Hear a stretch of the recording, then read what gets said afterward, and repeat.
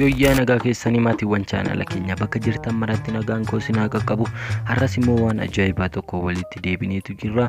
Wanti kun akka isin gargaaru akka itti fayyadamtan akka isinitti tolu shakkii tokkoon qabu hanga dhumaatti nu faana ta'aa isiniin jenna. Gara barnootaatti utuu hin deemin dura immoo kanneen YouTube chaanala keenya faaraa taatan subscribe gochuun gara maatii keenyatti dabalamuu hin dagatinaa isiniin jenna. Mallattoo bilbilaa bukkeetti dhuftu tuquudhaan ol kan jedhu filachuudhaan viidiyoon keenya yeroo hundaa akka isin qaqqabu taasifadhaa isiniin jenna. Viidiyoo kana immoo laayikii tukuutiin eegalla. Amma gara viidiyoo keenyaatti. Maallaqa tokko toon qabaatiin akkamittiin bilbila nama biraa irraa wifi free yookaan immoo data free fayyadamuu akkamitti akka dandeenyudha kan waliin ilaallu. Waan kana waan gaariif akka itti fayyadamtan shakkii tokkoon qabu. Waan gaariif itti fayyadamaan isiniin jedha waliin ilaalla. Birrii qabaa hin qabu waliin ilaalla jechuudha. Kunoo amma nan ilaala jechuudha.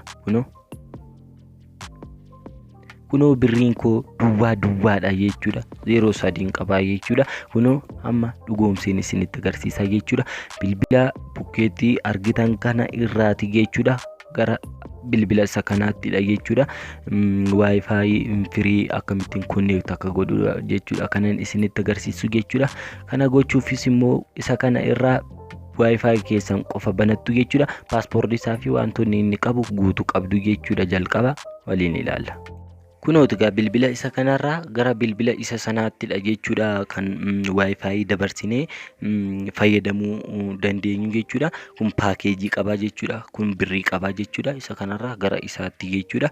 Amma wantoota inni qabanidha kan waliin ilaallu. Siitingii keessa ni seentu. Siitingii keessa connection kan jedhu kana ni barbaaddattu jechuudha. Kunoo isarra irra barbaaddanni data usage kan jedhu kanarra ni filattu. Data saver kan jedhu kanarra oonii ta'ee jira taanaan off godha. Kana hin gootan taanaan isiniif hin hojjetu jechuudha. Erga isa gootanii booda duubatti ni deebitu jechuudha. Asirraa kunoo mobile hotspot kan jedhu kana ni barbaaddattu. Yoo asirra hin argine sarchii gubbaatti sarchi ni gootu jechuudha. Mobile hotspot jettanii yoo sarchi gootan isiniif fida jechuudha. Kunoo mobile hotspot kunoo anuma jedhu kunoo naaf fidee jechuudha. Hotspot kunoo erga isa naaf fideen booda kunoo kanarra inuman tuqeetan seena. Kunoo asirraa wantoota garaagaraati kan naaf fidu jechuudha. Asirraa maqaa wifi yookaan immoo wifi bilbila kanaati kan natti himu. Kunoo asirraa gadaa jedha jechuudha. Akkanumatti as ta'u kun immoo paaspoortii isaati. Paaspoortiin isaa immoo gadaa oroo kan jedhudha jechuudha. Gara bilbila isa sanaatti sheer goonee waliin ilaallaa jechuudha. Isa kana irratti maal banuu qabna jechuudha. Hotspot banuu qabna jechuudha. Kunoo gara kanarraa mobile hotspot kan jedhu kanarra ni jira. Kana tuquutiin banuu ni dandeessu. Yoo barbaadan immoo bakka ammaatti search gootanii banuus ni dandeessu jechuudha. Karaa lamaatiin kunoo asirraa isa kana on ni gootu jechuudha. Kana ni bantu jechuudha. Erga bantanii share nu gootuuf jechuudha. Kunoo bilbila isa kana irraati jechuudha.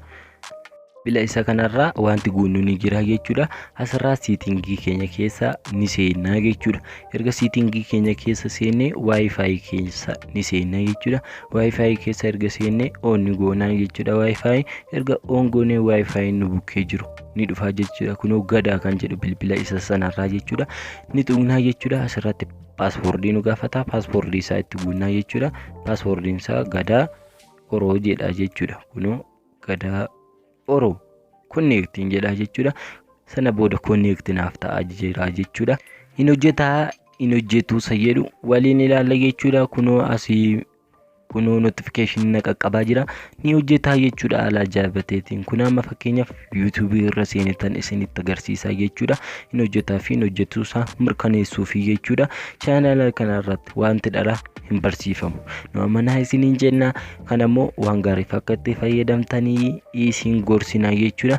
Kunoo intarneetii isaa xiqqoo daddabaadha malee ni dhufa jechuudha. Ture Telegram irra seennee isinitti agarsiisuu ni dandeenya. Wantoota barbaadan fayyadamuu ni dandeessu. Nooti asirraa kunoo notificationin 9+ jedhee kunoo asirraa naaf kaa'ee jira jechuudha. Kunoo asirratti illee viidiyoota namoota hedduu abduu mobile app faayilaa kunoo asirratti illee wantoota garaagaraa viidiyoota naaf fideetu jira jechuudha.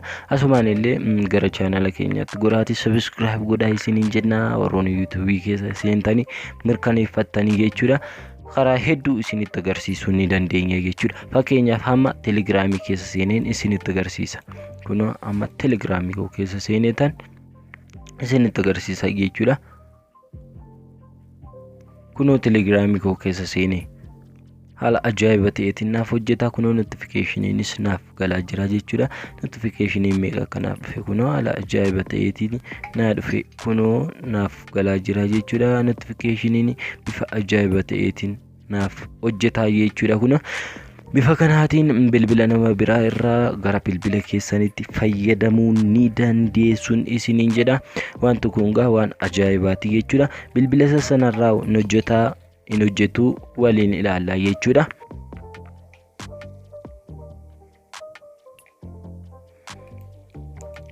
Kunoo bilbila isa kanarraas hin hojjetu waliin ilaalla. Amma fakkeenyaaf YouTube irra iyyuu seenita isinitti agarsiisuu nan danda'a jechuudha. Isaan kaanis ni hojjeta, Facebook faas ni hojjeta jechuudha. Hunduma isaa bilbila isa kanaanis fayyadamuu ni dandeessu. Kunoo akkanatti notifikashiniin ni dhufa jechuudha. Viidiyoota keenya ilaaluu hin dagatinaa, subscribe gochuun gara maatii keenyattis dabalamuun irraanfatinaa isiniin jenna. Kunoo amma fakkeenyaaf Facebook irra seeneen isinitti agarsiisa. Kunoo amma Facebookinis ni dalagaa jechuudha haala ajaa'iba ta'eetiin. Kunoo bifa ajaa'iba ta'eetiin kunoo Facebookinis naaf dalagee jira jechuudha. Mala kanatti akka itti gargaaramtan waa tokko shakkii hin qabuun isiniin jedha. Barnoonni akka isinitti tole abdii guutuudha kanan qabu. Guys, videoon keenya irraa kana fakkaatu. Warroon haaraa taatan subscribe gochuu hin dagatinaa isiniin jenna. Kanneen turtan immoo laayikii tuquudhaan gaaffii yoo qabaattan koomeentii irratti nu gaafachuudhaaf akka nu faana jirtan nutti agarsiisaa isiniin jenna. Guys, videoon keenya irraa kana fakkaatti. Haga viidiyoo biraatiin walitti deebinutti nagaan naaf ta'a.